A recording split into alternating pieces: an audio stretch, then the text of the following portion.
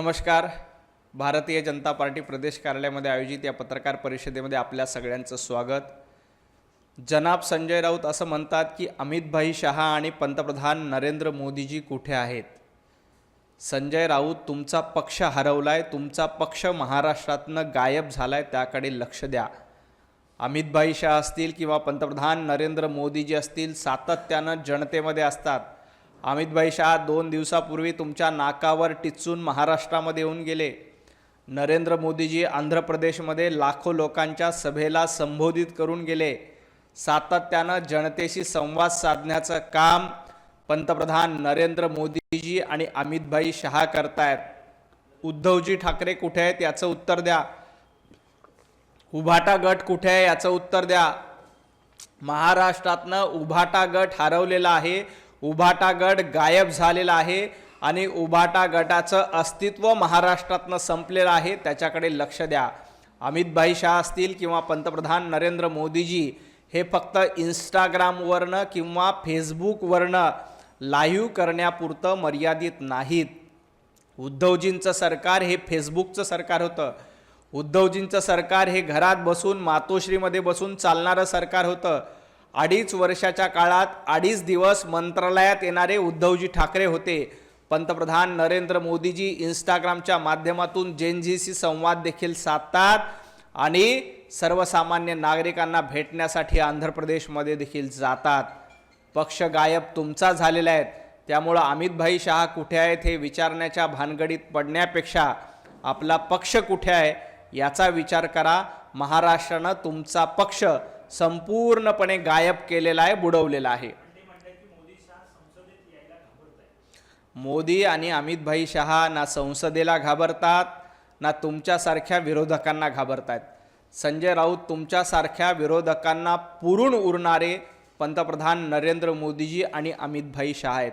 अमित शहा आज संसदेमध्ये येतील. पंतप्रधान नरेंद्र मोदीजी जेव्हा संसदेमध्ये उभे राहतात तेव्हा विरोधक गळीत गात्र होतात. विरोधकांची हवा गायब होऊन जाते. एक अकेला सप्पे भारी. संजय राऊत, तुम्ही कितीही प्रयत्न केले आणि तुम्ही कितीही सांगितले की नरेंद्र मोदीजींना संसदेत नाही आहेत, लोकसभेत नाही आहेत, राज्यसभेत नाही आहेत, तर जेव्हा मोदीजी संसदेमध्ये उभे राहतात तेव्हा सगळ्या विरोधकांना भारी पडतात.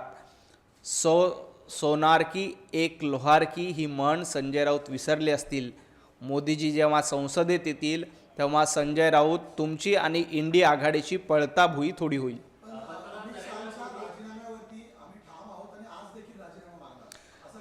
अमित भाईंचा राजीनामा कशासाठी मागतायत? अमित भाईंनी 370 कलम हटवलं म्हणून अमित भाईंचा राजीनामा मागतायत.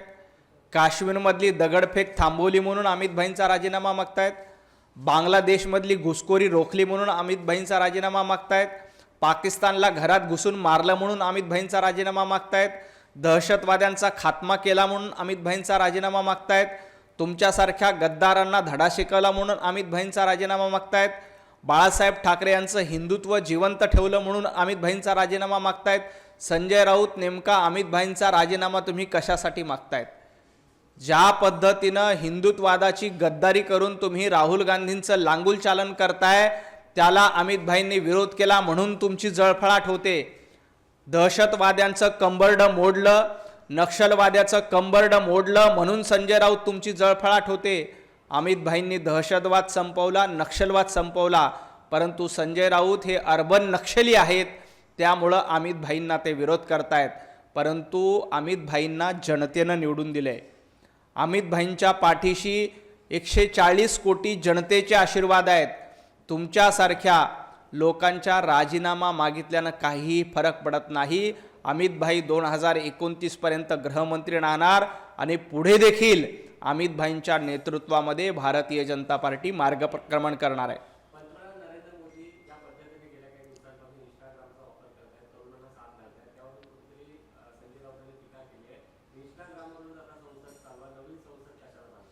नाही, संजय राऊतांना एकच विचारायचं आहे की 2.5 वर्ष महाविकास आघाडीचं सरकार असताना फेसबुक लाईव्ह कोण करत होतं? घरामध्ये बसून कोण राहत होतं? मातोश्रीमध्ये बसून सरकार कोण चालवत होतं? पंतप्रधान नरेंद्र मोदीजी जनतेशी संवाद साधतायत. ते काल आंध्र प्रदेशमध्ये होते, आज दिल्लीमध्ये आहेत. सातत्यानं जनतेच्या मध्ये असतात, जनतेशी संवाद साधतात. नुसतं फेसबुक लाईव्ह करून कोमट पाणी प्या म्हणून घरात बसणारे नरेंद्र मोदीजी नाही आहेत. ते इंस्टाग्रामवरून जेनझीशी संवाद साधतात आणि प्रत्यक्ष लोकांशी संवाद साधतात. आंध्र प्रदेशमध्ये लाखोंच्या सभेला संबोधित करणारे पंतप्रधान नरेंद्र मोदीजी आहेत. उद्धवजी ठाकरे नेमकं कुठे आहेत? उद्धवजी ठाकरे मातोश्रीमधनं बाहेर तरी पडतायत का? घरबस्या माजी मुख्यमंत्र्यांनी आणि त्यांच्या कच्च्या बच्च्यांनी पंतप्रधान नरेंद्र मोदीजींवर टीका करू नये.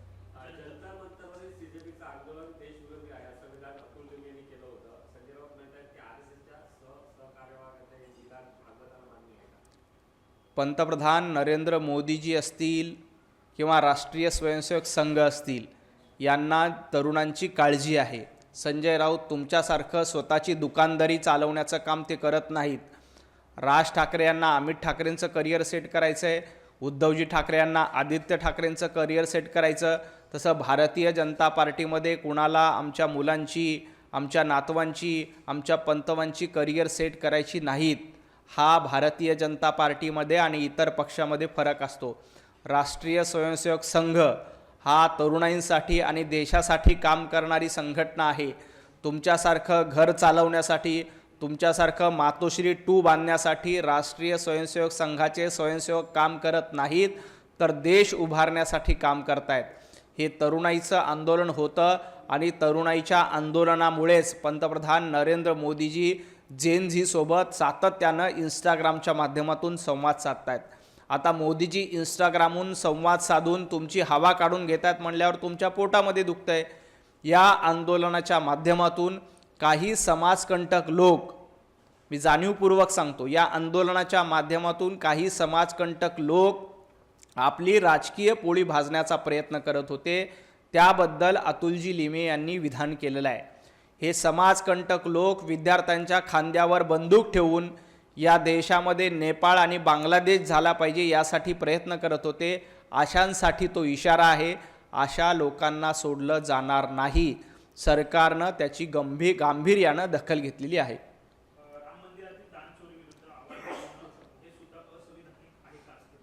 नाही, संजय राऊत पत्राचाळीमध्ये लोकांनी आवाज उठवला, तुम्हाला तुरुंगवास झाला, तेही संविधानिक नव्हतं. प्रश्न राम मंदिराचा नाही आहे. राम मंदिराच्या घोटाळ्या प्रकरणात लोकांना अटक झाली आहे, गुन्हेगारांना शिक्षा होणार आहे, त्यांच्याकडनं पायीनं पायी वसूल केली जाणार आहे. परंतु तुम्ही प्रभू रामचंद्रांच्या नावानं जी नौटंकी सुरू केली आहे त्याला विरोध आहे. ज्यांनी मंदिर वही बनाएंगे तारीख नहीं बताएंगे म्हणून उद्धवजी ठाकरे यांनी जाहीर सभेमध्ये राम मंदिराची खिल्ली उडवली होती. उद्धवजी ठाकरे यांना राम मंदिराच्या प्राणप्रतिष्ठापना सोहळ्यासाठी निमंत्रण दिलं होतं, तरीही उद्धवजी ठाकरे त्या प्राणप्रतिष्ठापना सोहळ्यासाठी गेले नव्हते. का? तर राहुल गांधींना वाईट वाटेल आणि आपलं महाराष्ट्रातलं सरकार कोसळेल म्हणून उद्धवजी ठाकरे राम मंदिराच्या प्राणप्रतिष्ठापनेसाठी गेले नव्हते. ज्या उद्धवजी ठाकरे यांना रामरक्षा वाचता येत नाही त्यांनी राम मंदिरावर न बोललेलं बरं. स्वतःचं दुकान चालवण्यासाठी आणि स्वतःचं संपलेलं अस्तित्व पुन्हा निर्माण करण्यासाठी तुम्ही राम नामाची नौटंकी करतायत. परंतु या देशातल्या रामभक्तांना माहिती आहे की ज्या समाजवादी पार्टीनं प्रभू रामचंद्रांच्या भक्तांवर गोळ्या झाडल्या, ज्या समाजवादी पार्टीचे हात राम भक्तांच्या खुनाने बरबटलेले आहेत, हत्येनं बरबटलेले आहेत, अशांच्या मांडीला मांडी लावून संजय राऊत, उद्धवजी ठाकरे तुम्ही बसताय. तुम्हाला प्रभू रामचंद्रांबद्दल बोलण्याचा अधिकार नाही. आधी हिम्मत असेल तर काँग्रेसची साथ सोडा, समाजवादी पार्टीची साथ सोडा आणि मग प्रभू रामचंद्रांबद्दल प्रश्न विचारा. मग राम मंदिरासाठी आंदोलन करा, मग चंदा चोरी प्रकरणात आंदोलन करा. परंतु ज्या समाजवादी पार्टीचे हात राम भक्तांच्या खुनाने बरबटलेले आहेत त्यांच्यासोबत बसून तुम्हाला राम मंदिराबद्दल किंवा चंदा चोरीबद्दल बोलण्याचा अधिकार नाही. संजय राऊत हे महाराष्ट्राचे संपत राऊत आहेत. संपत राऊत म्हणजे ज्यांनी अख्खी शिवसेना संपून टाकली, ते संपत राऊत म्हणजे संजय राऊत आहेत. संजय राऊतांनी उभाटा गटाचं अस्तित्व पार लयाला नेऊन टाकले. उद्धवजी ठाकरे यांची कारकीर्द संपून टाकली. आदित्य ठाकरे यांचं करिअर सुरू होण्यापूर्वीच संपवण्याचं काम संजय राऊत यांनी केलंय. त्यामुळं कुणाला चंपतराय म्हणण्यापेक्षा आपण संपतराव राऊत आहोत, ज्यांनी उभाटा गट पूर्णपणे संपून टाकला. असे संपतराव राऊत म्हणजे संजय राऊत आहेत. आधी आपल्या पक्षाकडे बघा, आधी आदित्य ठाकरेंचं करिअर संपवलं आहे त्याकडे बघा. उद्धवजी ठाकरे यांचा अख्खा पक्ष गिळंकृत करून टाकला संजय राऊत. त्यामुळं तुम्ही चंपतराय वगैरे सांगण्यापेक्षा आपण महाराष्ट्रातले उभाटा गटाचे संपतराव राऊत आहोत याचं आत्मचिंतन संजय राऊतांनी करावं.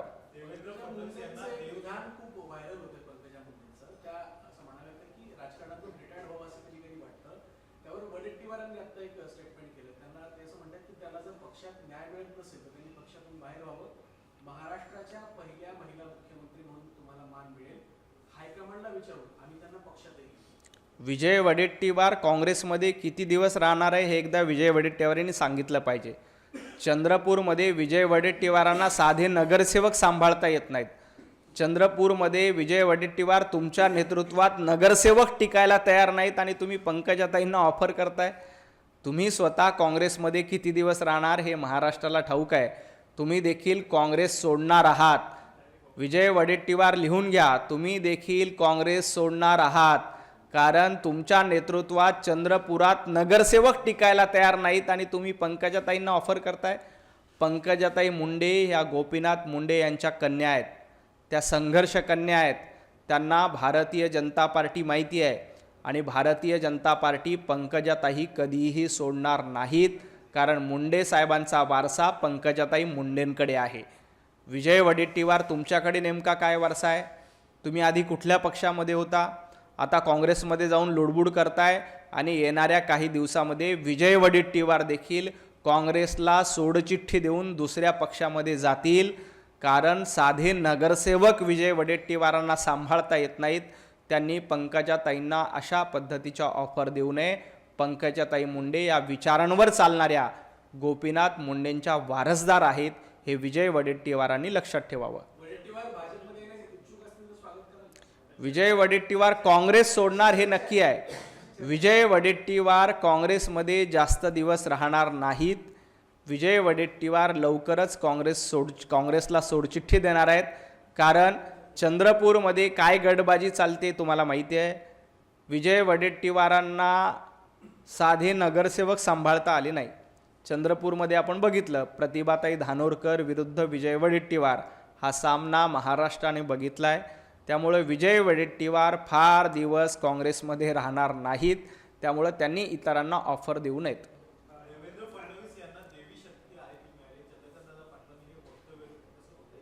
देवेंद्रजी फडणवीस महाराष्ट्राचे लोकनेते आहेत.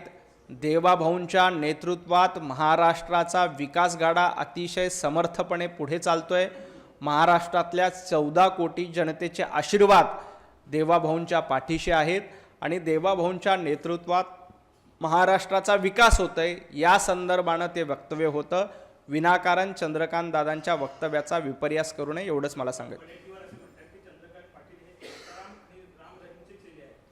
नाही, विजय वडेट्टीवार नेमक्या कुठल्या रामाचे चेले आहेत?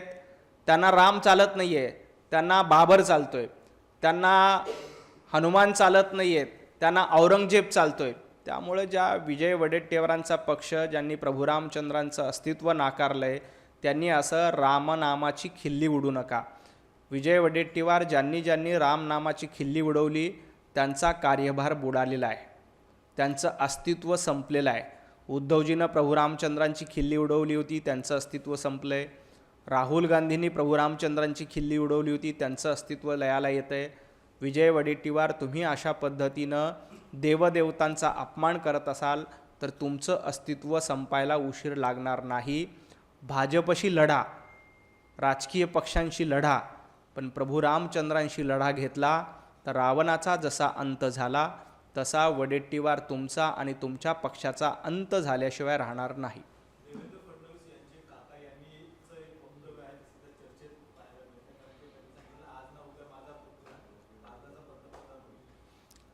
महाराष्ट्राचा पंतप्रधान व्हावं ही महाराष्ट्रातल्या 14 कोटी जनतेची इच्छा आहे आणि त्यामुळं अशा पद्धतीची सदिच्छा व्यक्त करणं याच्यात काहीही चुकीचं नाही.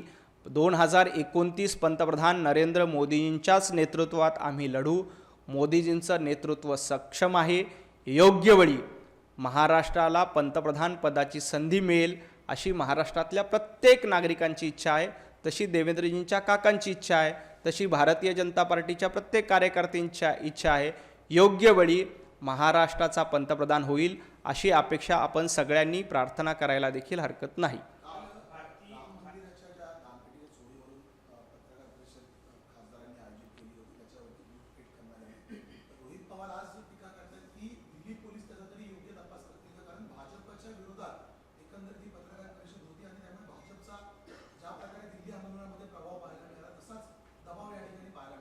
नाही, यादव यांच्यावर जी चप्पलफेक करण्यात आली, पप्पू यादव यांच्यावर, त्याचं कुणीही समर्थन करत नाही. अशा पद्धतीनं वैचारिक लढाई ही विचारांनी लढली पाहिजे. कुठेही मारहाण करणं, चप्पलफेक करणं याचं भारतीय जनता पार्टी समर्थन करत नाही. ते चूकच होतं.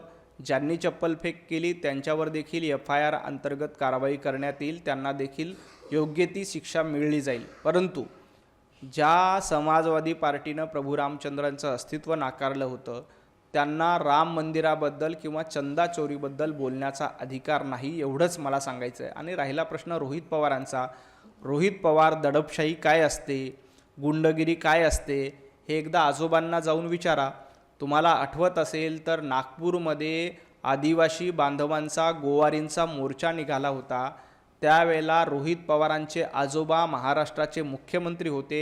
त्यांनी आदिवासी बांधवांवर, गोवारी बांधवांवर गोळीबार केला. त्याच्यामध्ये शेकडो गोवारी बांधवांची हत्या झाली होती. रोहित पवार एकदा आजोबांना जाऊन विचारा की आपण गोवारींवर हत्या का केली होती, त्यांच्यावर गोळीबार का केला होता. याचं उत्तर एकदा रोहित पवारांनी आपल्या आजोबांना विचारलं पाहिजे. आणि मग भारतीय जनता पार्टीची दडपशाही आहे, अमुक आहे, तमुक आहे हे सांगितलं पाहिजे.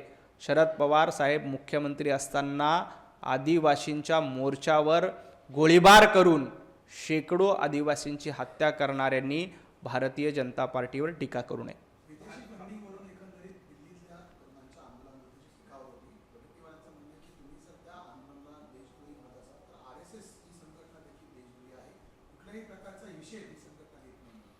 देशद्रोही राष्ट्रीय स्वयंसेवक संघ नाही, तर विजय वडेट्टीवार, तुम्ही आणि राहुल गांधी आहात.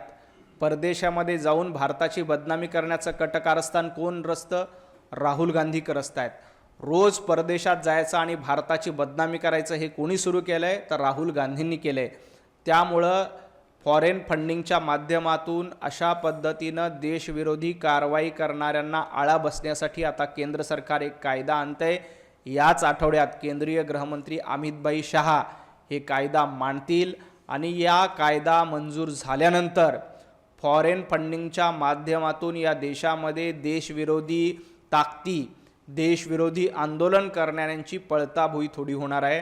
विजय वडेट्टीवारांची पोटदुखी त्याच्यामुळे होते, कारण राहुल गांधी रोज उठून भारताची बदनामी करतायत. परदेशामध्ये जात आहेत, भारताच्या संविधानाला नावं ठेवत आहेत. परदेशामध्ये जात आहेत, महामानव डॉक्टर बाबासाहेब आंबेडकरांचा अपमान करतायत. त्यामुळं भारताच्या संविधानाचा परदेशात जाऊन अपमान करणाऱ्या राहुल गांधीला एकदा सुबुद्धी मिळो, एवढीच प्रार्थना.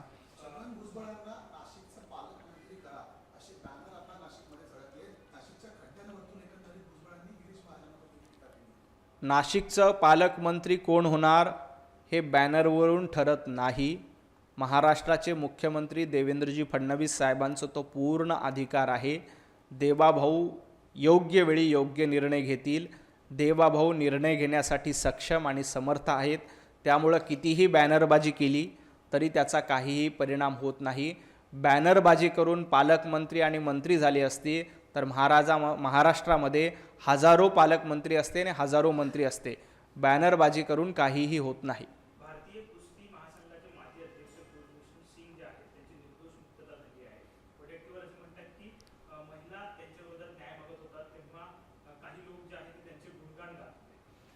आज त्यांना निर्दोष मुक्तता करण्यात आली आहे, याचा अर्थ न्याय मिळाला. खोटं षडयंत्र रचा, जाणीवपूर्वक बदनामीचा प्रयत्न करा.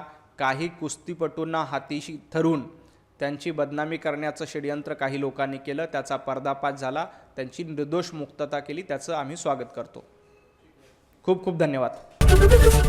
ABP माझा, उघडा डोळे बघा नीट.